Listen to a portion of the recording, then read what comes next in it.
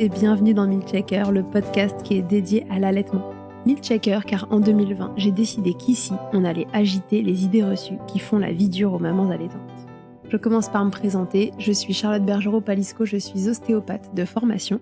J'accompagne entre autres quotidiennement les mères dans leur allaitement en libérant avec mes petites mains les tensions de leur bébé qui ne téteraient pas tout à fait correctement. Je suis également formatrice en ostéopathie pédiatrique et sur le sujet spécifique des troubles de la succion des nourrissons et podcasteuse à mes heures pas si perdues. Enfin, je suis surtout la maman de 2 enfants, l'un allaité 1 année et l'autre est en train de téter au moment où j'enregistre cette intro. Ici, tu écouteras des témoignages autour de l'allaitement, des vécus tous différents mais essentiels à recueillir pour apprendre de l'expérience des autres, pour se repérer, s'identifier parfois, déculpabiliser aussi mais surtout assurer la transmission nécessaire pour normaliser et même banaliser ce qui devrait l'être, nourrir son bébé, bambin, si on le souhaite, comme on le souhaite, et le temps que la dyade, comme on l'appelle, mère-enfant, le désire. Et ce n'est pas tout, car si l'allaitement était facile, ça se saurait. Le manque de transmission d'informations n'épargnant personne, il me semblait essentiel que ce podcast s'adresse aussi aux professionnels entourant les mères durant cette période. C'est l'intérêt des épisodes experts que vous pourrez écouter régulièrement, que vous soyez parents ou soignants, pour vous orienter face aux difficultés rencontrées. On y traite toutes sortes de problématiques liées de près ou de loin à l'allaitement et plus encore. Un seul objectif ici, informer le plus largement possible. Et pour cela, j'ai besoin de vous. Dès qu'un épisode vous a plu, aidez-moi en le faisant voyager pour qu'il arrive dans chaque oreille qui peut en bénéficier. Via le bouche à oreille, sur les réseaux, ou encore en laissant des étoiles et commentaires sur votre plateforme d'écoute, vous n'imaginez pas à quel point c'est précieux, alors merci d'avance si vous prenez 1 minute pour faire vivre ce projet. Et maintenant, place à l'épisode. Laissez-moi vous présenter Anne, ou plutôt Corrigan. Elle est maman de 2 enfants et illustratrice. Je l'ai contactée dès que j'ai eu vent de la sortie de sa très jolie bande dessinée « D'amour et de lait » aux éditions Tibère, dont le sujet est l'allaitement. Je ne savais pas à quoi m'attendre car je découvrais Anne et son univers au travers de ma lecture et quelle belle surprise.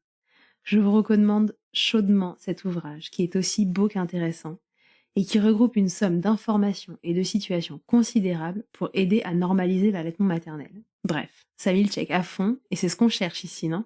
Place donc à Corrigan dans Milkshaker, à ses histoires d'allaitement avec ses 2 enfants et comment cela est venu semer des petites graines dans son esprit à elle pour voir fleurir cette BD qui, je n'en doute pas, participera de la plus jolie des façons à transmettre des idées justes sur l'allaitement maternel. Je vous souhaite une belle écoute.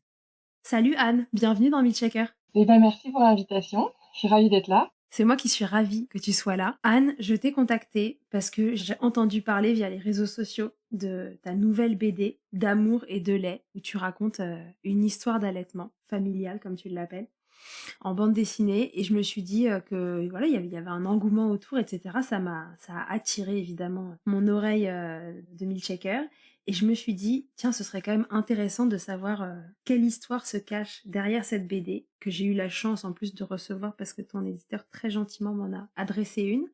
Donc j'ai eu la chance de la lire et en plus de me rendre compte que voilà, c'est pas juste une simple BD. Tu nous fais passer un nombre d'informations dedans, je pense qu'on en reparlera au fil de ton histoire, que je trouve essentiel pour normaliser l'allaitement et informer sur le sujet. Donc déjà, bravo pour ce travail-là. Merci. Et du coup, voilà, j'avais très envie de t'interroger sur ce sujet-là et puis de participer aussi à la diffusion du coup de cette BD que je trouve hyper intéressante. Alors, est-ce que tu peux, pour commencer, te présenter, nous dire qui tu es, ce que tu fais dans la vie, du coup, on s'en doute un peu, Ok. et puis qui sont tes enfants. Donc, je m'appelle Anne, j'ai 37 ans, je suis illustratrice depuis 10 ans. À la base, je viens de la Bretagne, d'où un peu mon pseudo, mais maintenant je suis à la lisière de la forêt de Rambouillet. Voilà, et donc je suis auteure aussi de BD depuis 2020 à peu près. Et donc D'amour et de lait, c'est ma 3e bande dessinée. Et j'ai 2 enfants, voilà, que j'ai allaités, évidemment. Ça part de là. Ça part de là, j'imagine. évidemment. Ouais. Ça part de là. Raconte-nous combien de temps tu les as allaités chacun de tes enfants. Ma fille, en premier, je l'ai allaitée pendant 15 mois. En fait, son allaitement s'est arrêté tout seul pendant que j'étais enceinte du 2e. Et donc, ça m'a fait une petite pause en attendant, de 6 mois, en fait, en attendant d'allaiter le 2e, que j'ai allaité pendant 21 mois. Est-ce que pour toi, c'était une évidence, Anne, que tu allais allaiter avant que ça démarre ? C'est-à-dire que quand tu es tombée enceinte, pour toi, évidemment, l'allaitement était la suite logique de l'histoire ou pas du tout? Oui, mais sans être mordue de ça, en fait. C'était évident dans le sens où je voyais ma sœur le faire, en fait. Ma sœur avait déjà plusieurs enfants qu'elle avait tous allaités, ça avait l'air, hyper facile. Ah, pour le coup, tu as eu une vision très Voilà. facile de l'histoire. Donc dans ma tête, c'était, je le fais, puis si ça marche pas, je m'en fiche. Enfin, à cette époque-là, j'avais pas d'informations là-dessus. Il y avait pas quelque chose de mieux qu'autre chose, c'était on faisait l'un ou l'autre et voilà. J'avais décidé d'allaiter et si ça marchait pas, c'était en y réfléchissant, c'était pas quelque chose qui me troublait non plus. Voilà. Sans conviction, comme ça, naturel, quoi. Ouais, donc tu étais pas du tout informée sur, l'allaitement, les éventuelles difficultés qu'on peut y rencontrer Non. dans les démarrages en particulier, non. Tu es arrivée là, vierge de toute, Ouais, mais en plus, confiante, comme une débutante, vraiment non informée, genre c'est normal, c'est facile, c'est ça se enfin tout le monde le fait depuis la nuit des temps et c'est il y a jamais de problème. et alors est-ce que tu t'étais fixé un objectif dans le temps d'allaitement? J'entends que dans les 2 cas, tu as allaité jusqu'à l'âge bambin, tu vois? Au-delà de l'âge nourrisson, qui rentre petit à petit dans la norme, en France. Mais, tu as allaité au-delà, de ça. Est-ce que pour toi, c'était quelque chose, de déjà, pareil normalisé dans ta tête ou non, pas trop, ça s'est fait tout seul? Mon premier allaitement est différent de mon deuxième parce que pour mon premier allaitement, comme je disais, j'y connaissais rien et j'avais pas de conviction ni rien et puis par contre, quand j'ai été dedans, je suis tombée vraiment dans la potion magique là, dans le monde, de l'allaitement, comme beaucoup de mamans, je me suis pris de passion pour le sujet. Je me suis informée aussi parce que j'ai rencontré, pas forcément des énormes difficultés, mais quand même des choses qui m'ont posé question, et cetera. Pour mon premier allaitement, je n'avais pas d'objectif. Je voulais essayer et voir ce que j'arrivais à faire. Et pour mon deuxième, je faisais partie de, voilà, ça y est, de la team maman allaitante. Et là, j'avais envie de faire un allaitement le plus long possible, voilà, selon mes possibilités et celles de mon bébé, quoi.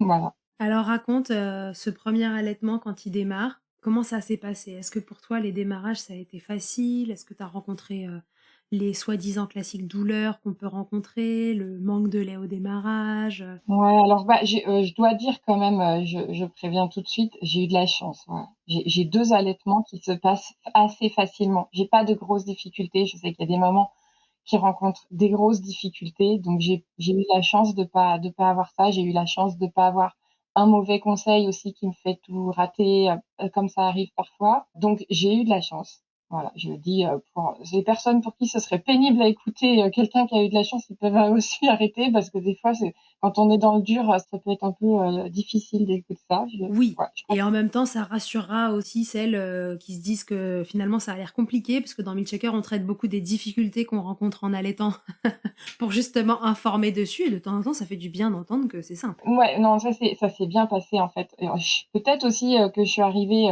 avec une confiance telle sur le fait que ça allait marcher, que j'étais pas du tout ni en stress ni en panique, en fait. On m'a mis mon bébé au sein et paf, roulé.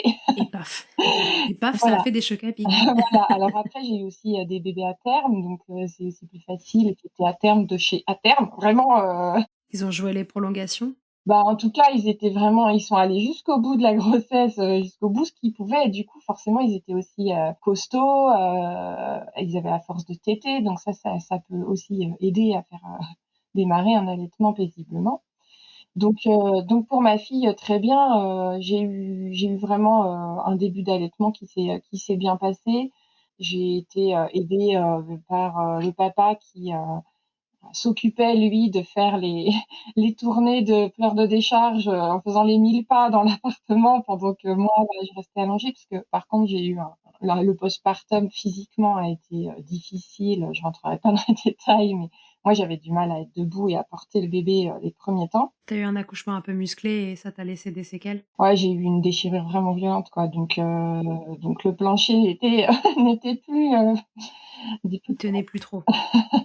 ça a pris beaucoup de temps pour m'en remettre, donc je pouvais pas être debout à porter un bébé en faisant donc voilà, donc ça c'est d'où l'importance du papa, ou en tout cas de quelqu'un qui aide, au début. Ouais, et ça se ressent beaucoup dans ta BD, hein. On sent vraiment que on pourrait se dire que l'air de rien, tu parles de l'importance de la place, du coparent dans l'allaitement, mais donc en fait, ça fait partie de ton histoire à toi. C'est-à-dire que s'il y avait pas eu un coparent aidant pour tout l'à côté, ça aurait été plus difficile. C'est clair. Alors là, franchement, je dois dire que, moi, j'étais à 100 sur parce que je parle vraiment des tout premiers temps, hein.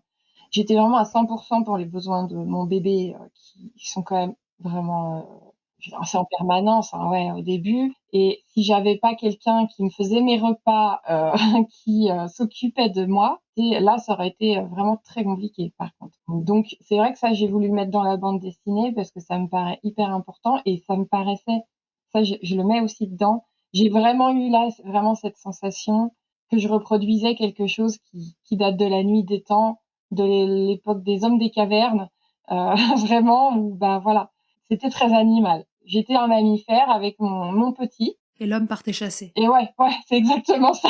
Enfin, vraiment ramener le gibier. Mais en tout cas, il me tendait mon assiette et heureusement parce que, bah, moi, j'avais qu'une main, j'avais plus qu'une donc donc voilà. Vraiment, c'était intense. Donc avec de l'aide, c'est vraiment beau et c'est vraiment des beaux moments. Mais voilà, c'est vrai qu'il faut être aidé.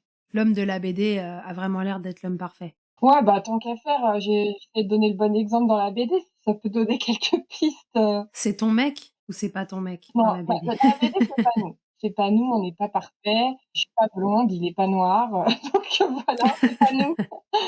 C'est pas nous, c'est vraiment, le but, c'était pas de raconter mon histoire. J'en ai mis de mon histoire dedans, vraiment, parce que forcément, hein, j'ai mon expérience, mais il y a pas du tout que mon histoire dedans. Mais il y avait c'est vrai que ce ressenti-là, j'ai voulu le mettre parce que je trouvais qu'il était important. La femme, aujourd'hui, elle a pris aussi, beaucoup d'indépendance et c'est chouette et elle travaille, elle fait sa vie et elle s'accomplit, autrement qu'en étant maman. Mais au moment où elle accouche, elle peut pas être toute seule, la maman. Si c'est pas le papa, il faut qu'elle ait de l'aide, quoi. Alors pendant ces 15 mois d'allaitement qui, on le comprend en dehors de ton postpartum qui physiquement est difficile, l'allaitement en lui-même se passe très bien. Est-ce que tu as quand même rencontré des difficultés au cours de ces 15 mois, que ce soit, des difficultés, bah, avec l'allaitement en lui-même, physique ou par rapport, au regard des autres que tu as dû sentir évoluer en 15 mois d'allaitement évidemment, surtout si tu étais pas trop, informée sur le sujet? Comment ça s'est déroulé pour toi? Alors moi, mon 1er allaitement, les souvenirs de difficultés que j'ai rencontrés, ça a été au niveau de la compréhension du pédiatre. Donc c'est vrai que là, j'ai eu un pédiatre qui m'a bah, ça, je l'ai mis aussi dans la BD. Ouais, ça y est, dedans. C'est tellement fréquent. Ouais, qui m'a dit que c'était bon là, c'est bon, c'est bien, c'était cool, mais maintenant fallait arrêter pour, plein de raisons un peu absurdes. Donc j'ai compris que il y avait, bah, enfin, j'ai pas compris sur le moment et puis en me renseignant, je me suis rendu compte qu'il y avait des pédiatres, en fait, assez mal informés ou qui avaient une idée vraiment très très faite sur le sujet. Donc là, j'ai changé de pédiatre. Je suis allée voir, une pédiatre qui était, spécialisée dans l'allaitement. Comme ça, c'était quand même, donc voilà, donc c'est le genre de choses qu'on sait pas avant, qu'il va falloir, choisir son médecin, selon ces choses-là. Après, c'était il y a 13 ans, hein, donc peut-être que ça a changé aussi. Je sais pas.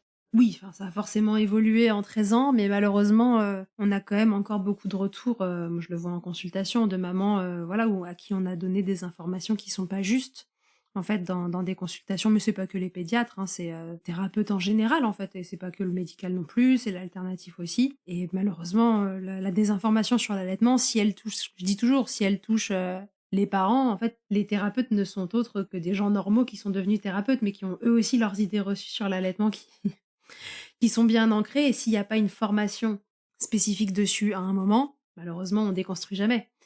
Donc non, non, c'est encore très, très présent dans le quotidien des mères allaitantes, d'entendre un pédiatre dire que, bah, soit il faut espacer les tétés ou là, c'est bon, vous l'avez assez allaité, bon, quand est-ce qu'il mange, quoi? Alors que, bah, en fait, il mange déjà. Bah, ouais, c'est clair. Non, puis en plus, quand on commence à donner le solide, ben, ça empêche pas d'allaiter, enfin, bref. Et donc ça, bon, je me suis aperçue de ça. J'ai eu aussi des mauvais conseils. À un moment, ma fille, elle était donc allaitée exclusivement et elle faisait pas de sel et j'ai commencé à m'inquiéter et j'ai un médecin qui m'a prescrit des suppositoires à la glycérine pour, mon bébé et jusqu'à ce qu'en fait, un autre, m'explique que non, que c'était pas grave, que si elle était allaitée exclusivement, par contre, c'est hyper important, le exclusivement, ça pouvait durer longtemps sans sel, que c'était pas un souci.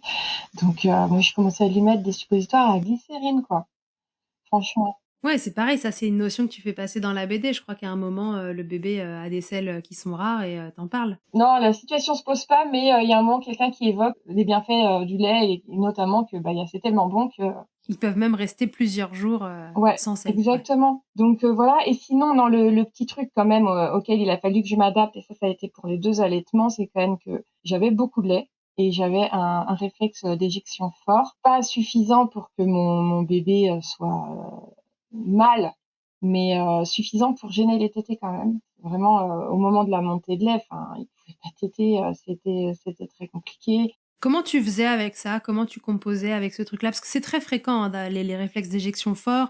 On dit maintenant qu'il est possible que ce soit face à une succion, pas forcément parfaite, tu vois? Du bébé en face et que ce soit une réaction du sein pour envoyer finalement, fort et vite de façon à ce que le bébé ait son dû. C'est vrai que sur un bébé qui tète pas forcément parfaitement, ça crée justement un problème parce qu'il se retrouve avec un jet dans la bouche, qu'il a des difficultés à gérer. Comment tu t'es organisée par rapport à ça? Est-ce qu'on t'avait donné des tips? Est-ce que toi, tu as trouvé, une façon de faire à toi? Moi, j'ai trouvé une façon de faire à moi, donc je veux bien l'expliquer, mais c'est pas un conseil que je donne parce que Non, mais ça fera de la transmission, ça fera du partage c'est d'expérience. un Vas-y. partage d'expérience. Moi, je m'en suis sortie, avec les bouts de sein en silicone, en fait, que je mettais juste au moment de la montée de lait, là, quand le sein est bien dur, que ça picote à l'intérieur, on connaît cette sensation. Au moment où vraiment ça sortait à fond la caisse, je mettais ça pour que ça fasse un sas, en fait, pour mon bébé et qu'il se retrouve pas avec, un geyser et qu'il se retrouve pas à avaler de l'air. En fait, c'est ça qui lui faisait mal aussi. Donc il tétait le bout de sein silicone et du coup, il pouvait avoir un petit peu de le lait, vraiment qui arrivait de manière, plus douce. Juste en fait, mais c'était juste le temps de ce moment intense. Ouais, c'est quoi? C'est 1 minute 30 et après, C'est ouais, même parfois c'était peut-être 30 secondes, j'en sais rien. Mais sachant qu'en dessous, mon sein, je devais mettre un énorme linge parce que le bout de sein silicone, c'était absolument pas assez. J'étais obligée de le décoller en même temps pour que ça coule dessous. Enfin, il y en avait partout. Je me suis débrouillée comme ça pour le bébé. Pour moi, de toute façon, c'était la cata, il y en avait partout. Bon, voilà. Mais qu'au moins lui, parce que sinon il pleurait, il s'étouffait, il en avait plein la bouche. Le temps de la montée de lait, je faisais ça. Et après, une fois que le sein se ramollit un peu, il se calme, hop, j'enlevais et puis il retétait tranquillement. et tu as dû faire ça jusqu'au bout de tes allaitements à chaque fois? Non, juste pendant quelques mois, après il se débrouillait? J'ai fait ça les 6 premiers mois parce qu'après, après le 6e mois, j'avais plus, ces montées de lait de Barjot.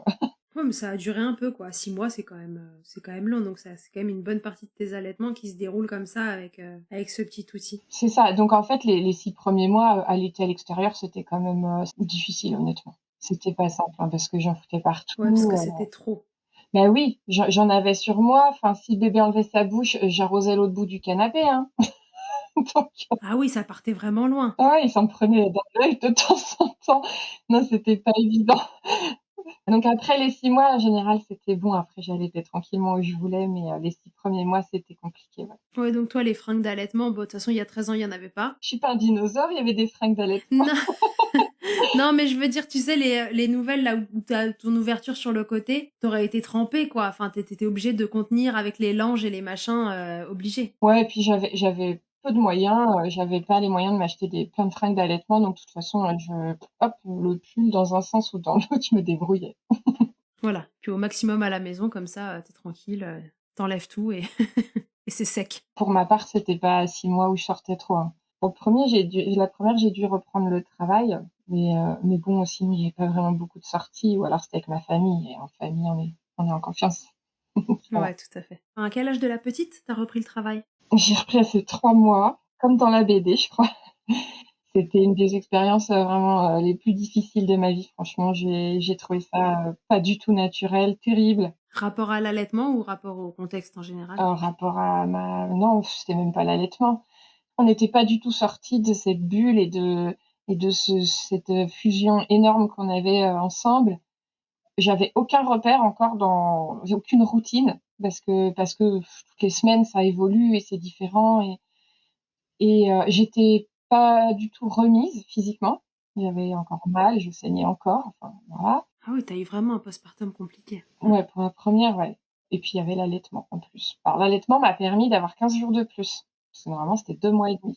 Donc voilà, mais j'ai vraiment eu l'impression qu'on m'arrachait un bout de moi. Enfin, mon bébé était minuscule, un tout petit bébé qui devait aller déjà chez une nounou. C'était très, très dur. Franchement, c'était très dur.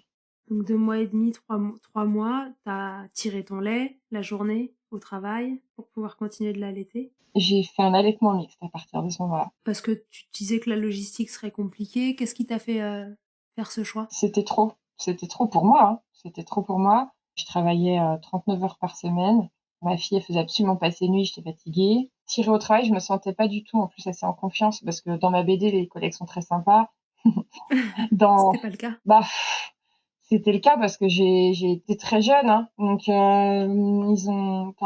j'étais pas du tout en confiance, dans mon emploi pour, demander un temps et un endroit pour tirer mon lait et tout. Mes grossesses ont déjà été assez mal prises, enfin bref, donc Ah oui, donc un environnement de travail pas hyper bienveillant en fait, déjà avec, le fait que non, pas du tout. tu changé de statut. Pas du tout bienveillant et du coup, ça, c'est absolument pas ça dans ma BD. Moi, au contraire, j'ai mis ce que j'aurais aimé avoir. Oui, là tu nous as fait un monde idéal, presque idéal de l'allaitement. Là, j'ai mis ce qu'il faudrait avoir quand on n'a pas le choix, qu'on doit reprendre le travail et tout. Donc moi, j'ai pas eu ça et du coup, non, j'ai fait un allaitement mixte, donc chez sa nounou, qui était une nounou géniale, hein. C'était une nounou, qui portait mon bébé en écharpe et tout. Enfin, elle était super. Mais chez elle, elle avait des biberons de lait maternisé. Bon, puis j'étais moins informée que maintenant aussi, hein. J'étais une toute jeune maman de 23 ans. Mais bien sûr, on apprend tous de notre premier enfant en Bah, plus. après, j'ai pas de regrets, c'est juste que j'avais un peu peur parce qu'on m'avait dit que ça pouvait, faire arrêter l'allaitement, donc j'avais peur de ça. Ça pouvait, mais bon, j'avais visiblement une très bonne lactation. En allaitant, la nuit et le week-end et les vacances, ça a suffi. J'ai jamais eu de problème de baisse de lait, en fait. Ouais et ça c'est super parce que c'est vrai que quand tu arrêtes comme ça sur des longues périodes, tous les jours, 5 jours par semaine, c'est pas donné à tout le monde que ça entretienne quand même le processus. Ah bah, ça peut même, visiblement, d'après ce qu'on m'a dit, stopper un allaitement, le petit à petit, en fait, tu arrives au lait, quoi. Bah oui, ça, corrélé à la reprise du travail en elle-même, le stress que ça génère, la fatigue, en effet, ça peut être, la dégringolade assez rapidement, ouais, sans stimulation la journée. Donc pour toi, ça a fonctionné et tant mieux. Et comme quoi ça arrive aussi comme ça, c'est bon là, toi, tu as l'air d'avoir énormément de lait, au démarrage, mais c'est possible, quoi. En tout cas, ça a maintenu un niveau où c'était OK. Ouais. Après, c'était à la demande dès que j'étais avec elle aussi, hein. Oui, en effet, il y a pas de secret. Si en plus, il reste plus qu'une tétée le matin, et que celle du soir, elle la zappe, à la fin, il reste plus rien. Donc reprise du travail à 3 mois et puis tu as continué comme ça jusqu'à ces 15 mois avec, les tétés à la demande, en dehors des moments où tu étais au boulot? Exactement. Jusqu'à ce qu'en fait, enceinte de 3 mois, elle-même se détourne du sein parce que le lait avait peut-être changé de goût, de consistance, je sais pas. Donc c'est elle qui s'est détournée du sein. J'ai pas insisté parce que j'avais pas spécialement envie de faire un co-allaitement. Donc voilà. Tu savais que tu étais enceinte à ce moment-là? Oui, parce que c'était un bébé qu'on a voulu faire, donc j'étais au taquet. Ouais, donc finalement, ça a été un sevrage, tout en douceur. Toi, tu avais pas de douleur, au mamelon pendant la grossesse? Tu sais, on dit qu'avec les changements hormonaux et cetera, ça peut être assez douloureux d'allaiter enceinte. Non, parce que ça m'aurait probablement fait arrêter. Enfin, j'aurais peut-être pris la décision d'allaiter, mais là, c'est elle, en fait, qui. Je crois que vraiment, c'est une histoire de goût, de consistance. Enfin, ça a changé. Bon, enfin, du coup, ça fait un sevrage tout en douceur. Pour toi qui ne voulais pas de co-allaitement, tu enceinte, 3 mois, en allaitant et puis, le reste sans allaiter, finalement, ça t'a fait une transition parfaite avant de recommencer. Ouais, c'était même une pause que j'ai trouvée sympa, en fait. Pour mon expérience moi, j'étais quand même tellement, tout le temps, à essayer de combler les besoins de mon bébé que j'étais contente, en portant un autre, de pas avoir, voilà. Ça aurait été un peu too much. Bah, pour moi. Bah, tu te poses pas la question pour le deuxième quand il arrive. Ah bah non. Je me pose aucune question parce que là, en plus, je sais que je suis capable. Là, tu sais qu'il y a pas de souci, il y aura assez de lait. Ah bah voilà, normalement, oui, donc le petit gars arrive avec, à terme aussi, 4 heures de retard. Il m'a fait commencer mon 10e mois de grossesse pendant 4 heures. J'aime bien dire ça me fait rire et donc l'allaitement, commence très bien. J'ai en plus un postpartum beaucoup plus facile cette fois, donc je peux même, le porter en écharpe de maternité et tout, donc Donc ça, c'est quand même plus doux. ouais, ouais, c'était chouette et puis, j'avais pris un congé parental aussi. Tu fais toujours le même travail à cette époque-là? Tu pas changé de travail entre-temps? Je suis toujours dans mon travail d'avant, donc j'étais pas illustratrice à l'époque et donc quand je tombe enceinte du deuxième, je décide que de toute façon je continuerai pas chez eux parce que vraiment ça se passe mal, enfin je le vis mal. C'est pas du tout une ambiance, qui me convient et j'ai pas le tempérament pour pour me défendre. Sans nous dire, chez qui tu étais parce que ça te regarde, mais c'était quoi comme, type de travail que tu faisais? J'étais agent de voyage, rien à voir du tout. Tu t'étais dit: «Après ce bébé-là, c'est fini». Ouais, je sais pas ce que je ferai, je vais me réorienter, je me laisse 3 ans, les 3 ans de mon congé parental pour trouver. en fait. À l'époque, tu dessines déjà beaucoup ou pas du tout? À l'époque, je dessine pas trop parce que j'ai dessiné beaucoup, très jeune, enfant et tout, parce que je suis d'une famille quand même avec beaucoup de gens qui dessinent, une maman super artiste, une sœur qui a fait des études là-dedans, enfin, je suis baignée dedans, mais c'est vrai qu'avec, le lycée, les études supérieures, et ensuite le travail, non, c'est plus quelque chose que je pratiquais et c'est justement, pendant mon congé parental que je m'y suis remise. Ce deuxième allaitement, il se passe bien, ça roule. En plus, t'es informée cette fois-ci, donc c'est un long fleuve tranquille. Ouais, c'est carrément un long fleuve tranquille. Toujours ce réflexe d'éjection fort, mais bah, je suis habituée. Donc je sais comment me débrouiller avec mon mon poussin en silicone. Pas d'allaitement mixte. Il y a un moment où j'ai essayé de tir-allaiter. Alors j'ai tir-allaité au tout début, c'était drôle ça, parce que j'ai tir-allaité, en rentrant de la maternité parce que vraiment j'étais à bloc et j'ai donné des biberons, mais énormes de lait à ma fille. C'était trop cool, je trouvais ça incroyable. Donc j'ai un peu co-allaité quand même. Ah oui, donc t'as un peu co-allaité, ouais. Ouais, mais c'est vite fait parce que quand je dis ça, c'est anecdotique, mais je trouvais ça incroyable parce que mes biberons étaient vraiment énormes et très remplis et elle, ça lui faisait un vrai repas tout en allaitant le petit. D'ailleurs, à un moment, je me suis dit: «Il faut que j'arrête parce que je vais avoir une lactation pour 10, quoi». En fait, je vais tellement en pisser que Ouais, c'était un coup à entretenir ça et à ce qu'en effet, ce soit difficile après de le réguler. c'est pour ça que j'ai pas continué, mais c'était beau, je trouvais, en rentrant de la maternité, de faire ce biberon pour elle, bourré de colostrum, truc trop bon et tout, donc c'était top. Et donc après, bah, j'avais le petit et à un moment, j'ai voulu tir-allaiter un peu pour, que son papa puisse un peu lui donner des biberons de temps en temps et il a jamais voulu. Ah, il a jamais voulu de l'objet biberon. Ah ouais. Donc lui, elle avait très bien pris et lui, il a jamais voulu. Donc comme quoi, ils sont quand même, tous différents. Il y a pas quand même, d'allaitement qui se ressemblent tout à fait. Et donc non, lui, ça a été que le sein, que le sein, que le sein. Et il était accro. C'était un bébé très demandeur, ouais? C'était un bébé, je sais pas si on peut dire très demandeur spécialement, mais c'était un bébé qui pleurait énormément pendant 18 mois, 2 ans. Il a vraiment pleuré tout le temps. C'est très long. Ah ouais, non, ça a été une période un peu dure. Ah, Est-ce que t'as su ce qu'il avait? bah, j'ai que des hypothèses, mais moi, mon hypothèse, c'est qu'il a ressenti mon stress très fort pendant ma grossesse, quand j'étais à ce travail où ça allait mal, où ça s'est terminé vraiment très mal, en fait. Ah oui, c'est vraiment une très mauvaise expérience, ce boulot-là. Ouais, en fait, ça s'est vraiment mal terminé. Ils ont vraiment très mal pris ma grossesse, ma deuxième, comme ça, un peu rapprochée.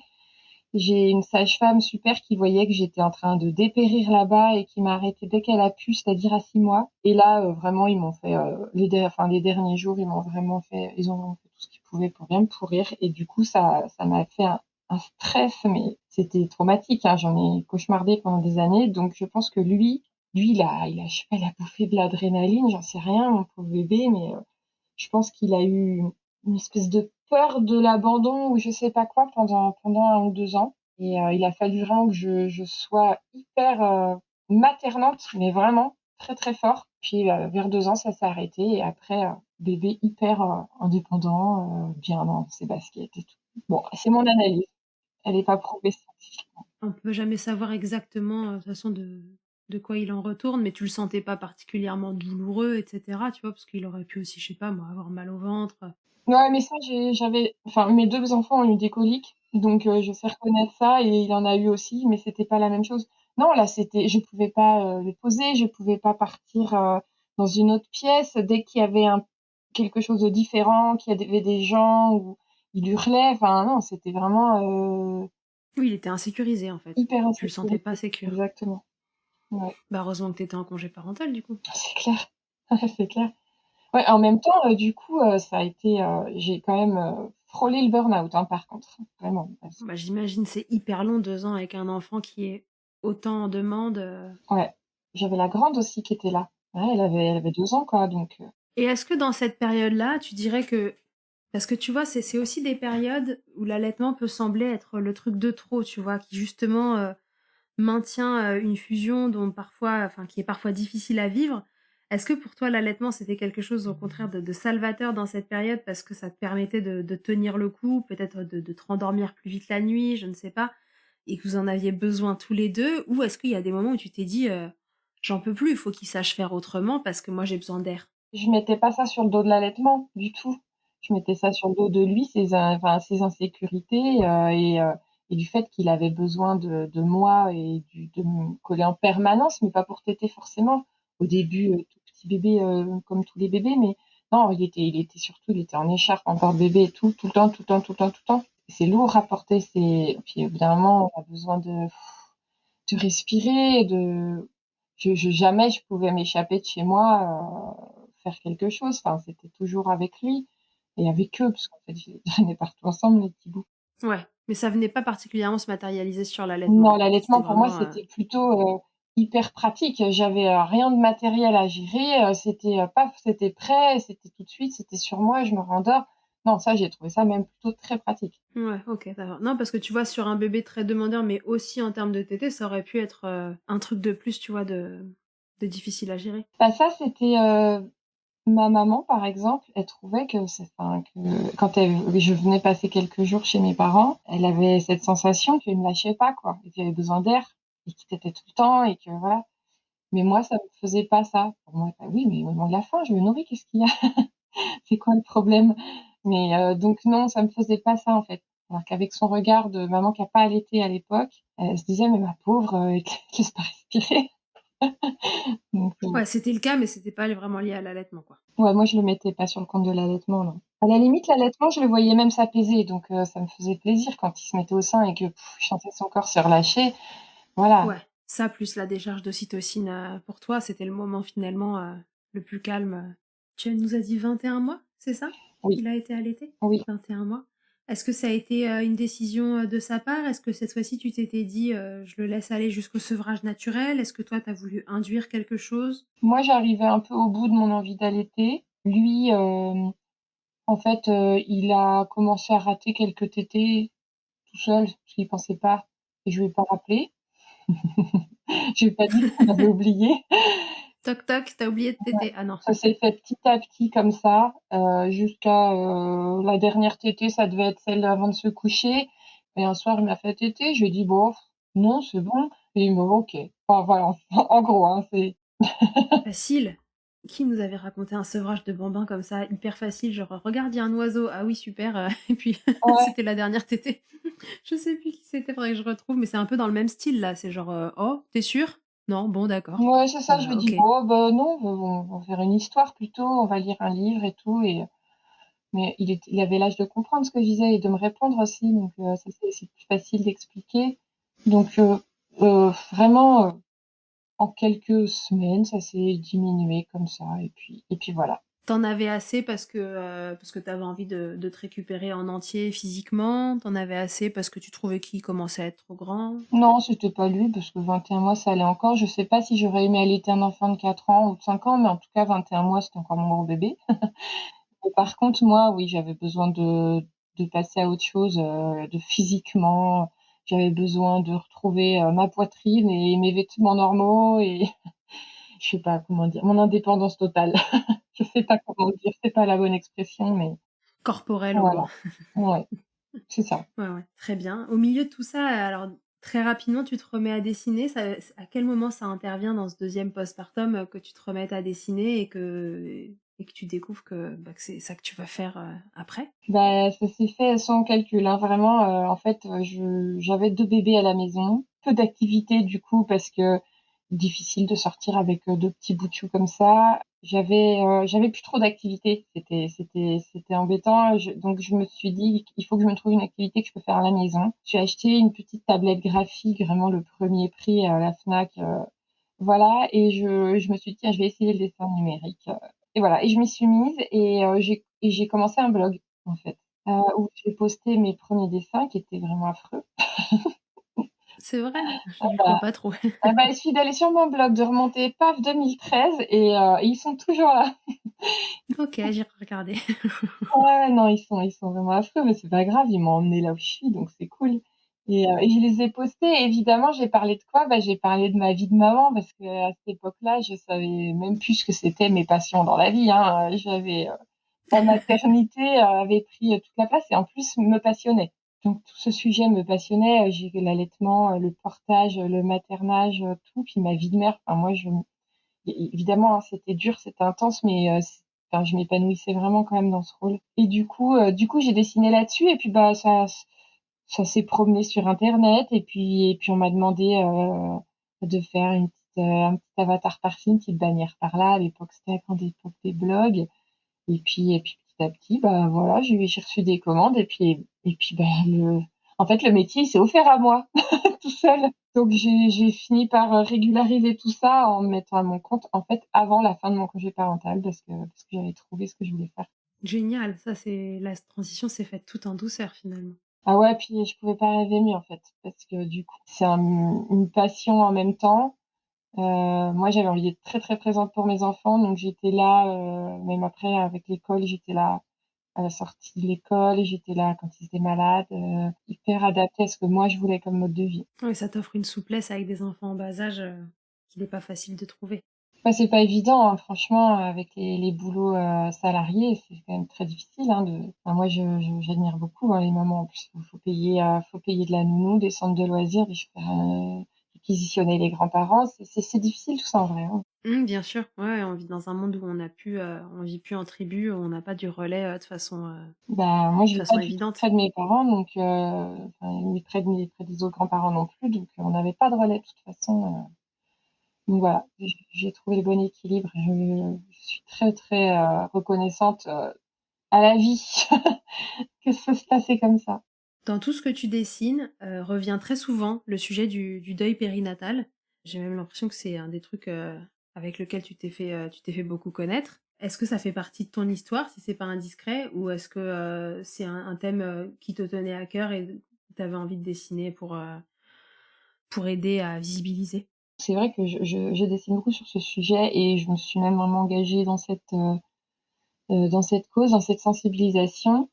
C'est parti vraiment d'une demande très simple. En fait, moi, je dessine des portraits de famille personnalisés depuis quasiment le début. Et j'ai une famille qui m'a demandé si c'était possible de faire apparaître leur petit ange, enfin, leur petit bébé, sous forme d'un bébé ange, pour pouvoir avoir leur photo de famille au complet. Et moi, ça me posait aucun souci, aucun tabou de le faire. Donc, je l'ai fait évidemment sans souci.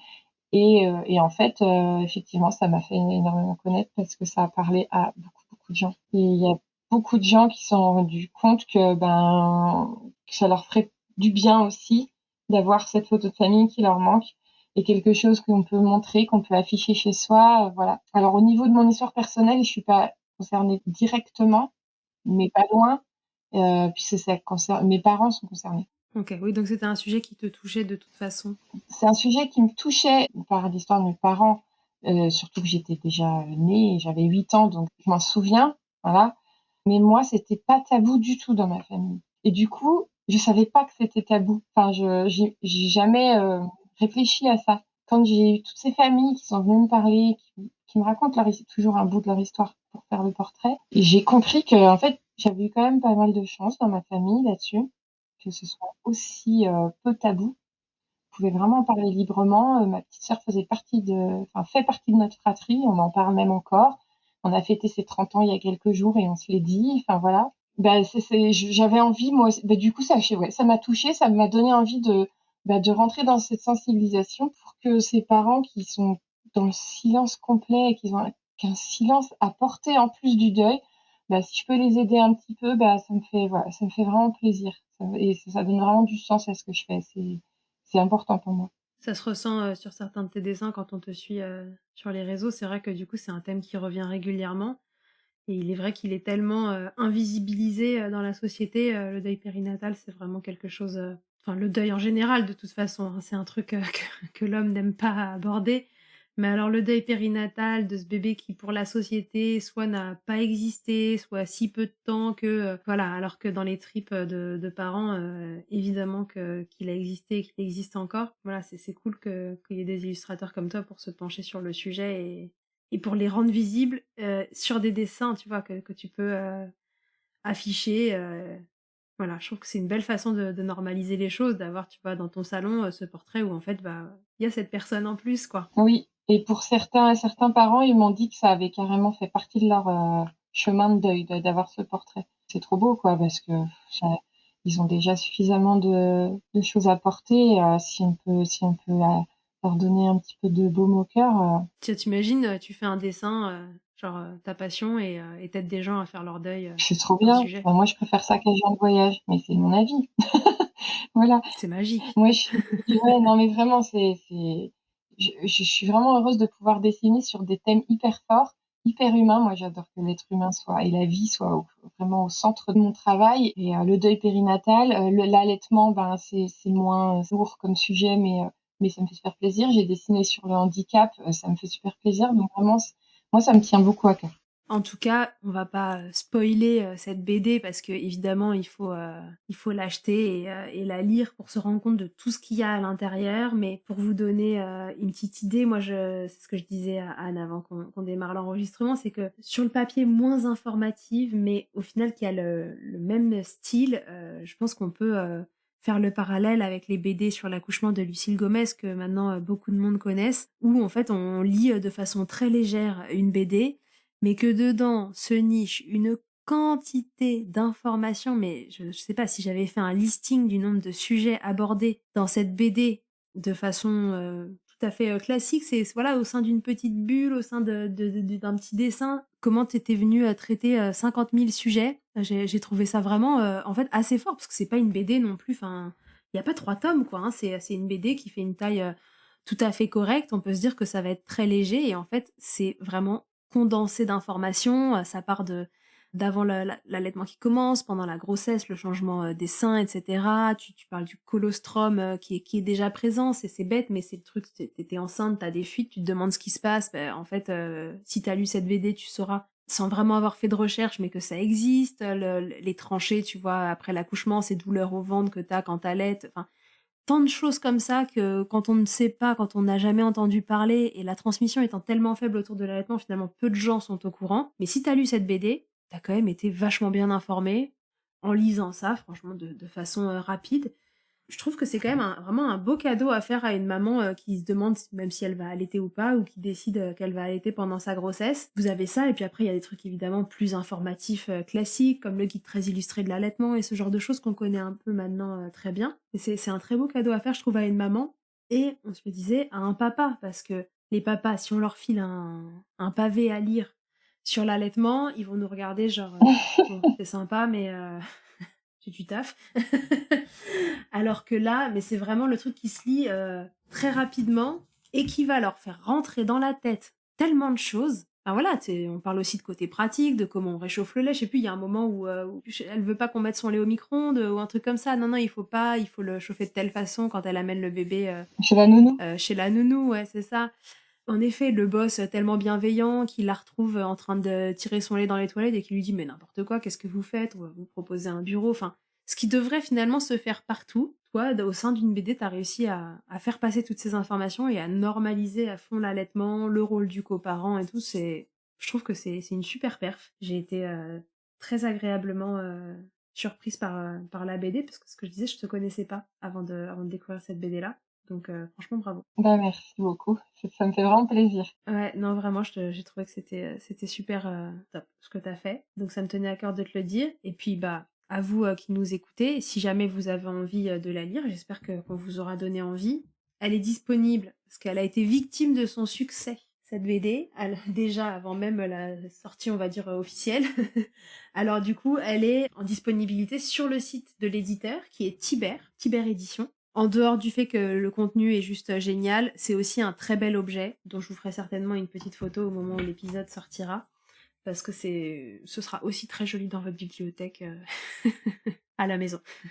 L'illustration d'accueil est juste trop belle donc voilà, bravo encore pour ça. Bah, merci beaucoup, ça me fait vraiment plaisir. J'avais vraiment hâte qu'elle sorte parce que j'y ai travaillé pendant plus de 2 ans. Ouais, ça représente quoi comme travail une BD comme ça? Bah, c'est difficile à dire parce que je me suis pas mise à plein temps dessus, donc je faisais et puis j'ai eu un petit souci, hein, aussi au milieu, j'ai perdu le premier éditeur.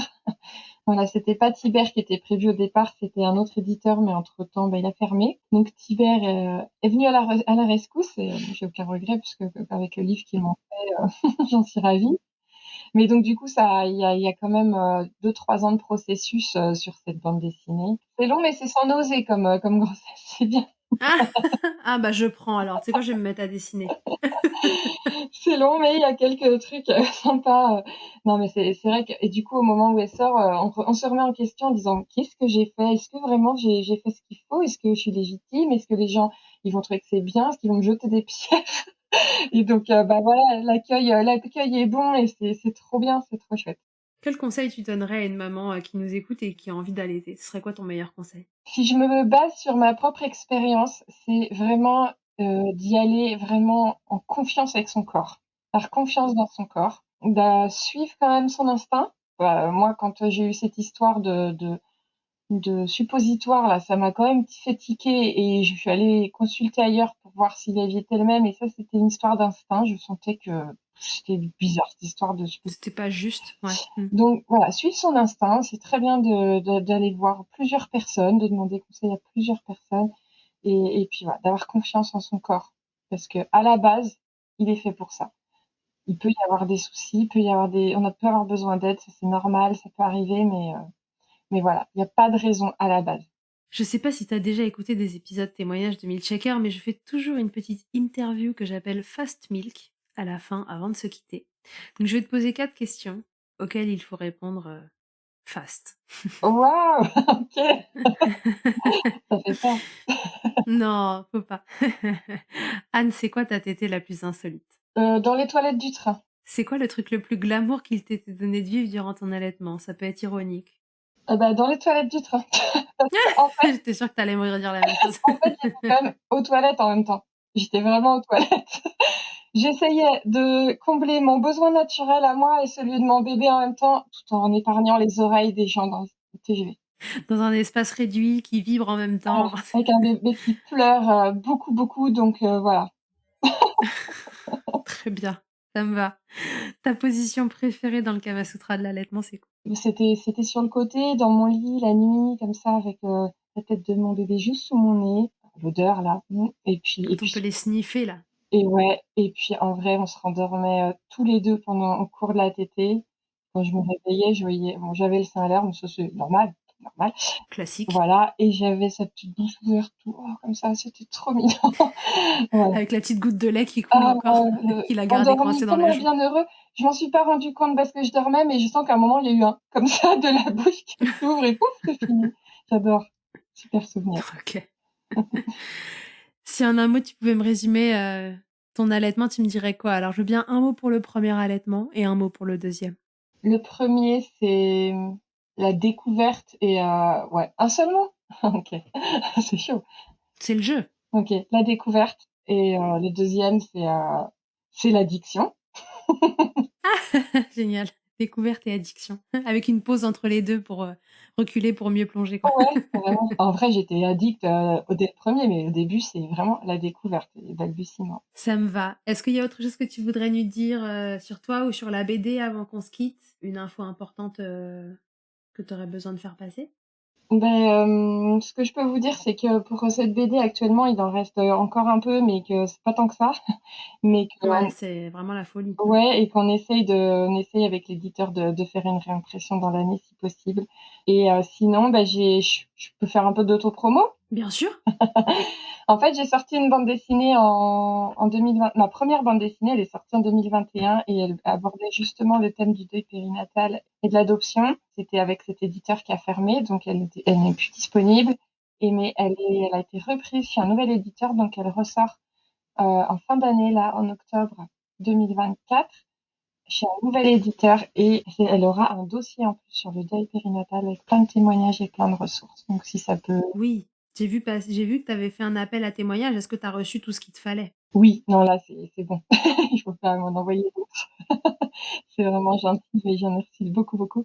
Mais en tout cas, ce sera voilà, elle va ressortir, et donc du coup, bah, si ça peut faire du bien aussi et parler à des personnes, ben, Carrément. Tu nous tiendras au courant. bien sûr, pas de souci. Super. Et ben, écoute, merci beaucoup Anne, d'avoir répondu à toutes mes questions, plus ou moins indiscrètes, sur ton histoire. Je pense que voilà, ça va parler encore une fois à plein de mamans. En effet, tu pas forcément des histoires d'allaitement qui sont très compliquées, mais tu vois, il y a quand même des petits sujets, au sein de ces histoires d'allaitement qui ont l'air d'être des longs fleuves tranquilles où certaines mamans vont pouvoir se reconnaître, s'identifier et voilà, ça va participer une fois de plus à normaliser l'allaitement maternel. Bah, c'est mon job avec ce podcast. Alors merci beaucoup d'y avoir participé. Merci de le faire vraiment si joliment avec ta BD que je recommande à fond. Et puis je lui souhaite une longue vie avec ce super éditeur qui t'a fait un bel objet et qu'elle soit réimprimée et réimprimée et réimprimée pour que les mamans puissent se le passer comme un truc indispensable quand on veut allaiter. Ah bah ça, c'est super sympa. En tout cas, merci aussi pour l'invitation parce que ça m'a fait super plaisir de me replonger dans mes histoires d'allaitement qui commencent à dater un peu, mais j'y repense avec plaisir, ça m'a fait du bien. Bon, bah écoute, trop cool. Alors, on est contentes toutes les deux, c'est parfait. Ouais, merci beaucoup. À tous et à toutes, je vous dis à très bientôt dans Milkshake. Un grand merci d'avoir écouté cet épisode jusqu'au bout. Je te le redis encore une fois, mais c'est si important. Si tu as aimé cet épisode, n'hésite surtout pas à le partager, à mettre une note ou des étoiles sur les plateformes d'écoute pour m'aider à le faire connaître. Déjà, ça me booste et ça me motive à continuer de créer ces contenus. Et surtout, ça permet à de nouvelles personnes d'être informées correctement sur l'allaitement. Pour échanger ou me faire un retour sur ce que tu as entendu, rendez-vous sur Instagram @milkshakerpodcast et je te répondrai avec plaisir. Pour rechercher un épisode, cette fois, une thématique, c'est sur le site internet milkshaker.fr que ça se passe. Tu y trouveras tous les épisodes et un moteur de recherche pour t'orienter en fonction du sujet recherché. Pour me consulter, comme ostéopathe, ça se passe à Suresnes, dans le 92. La prise de rendez-vous, elle se fait sur Doctolib en tapant Charlotte Bergerot-Palisco. On se quitte, comme au premier jour, avec Emma et son titre Blinded, en collaboration avec Nemen. Je vous donne rendez-vous au prochain épisode, et d'ici là, n'oubliez pas, milkshaker autant que vous le voudrez, et bousculons ensemble les idées reçues sur l'allaitement maternel.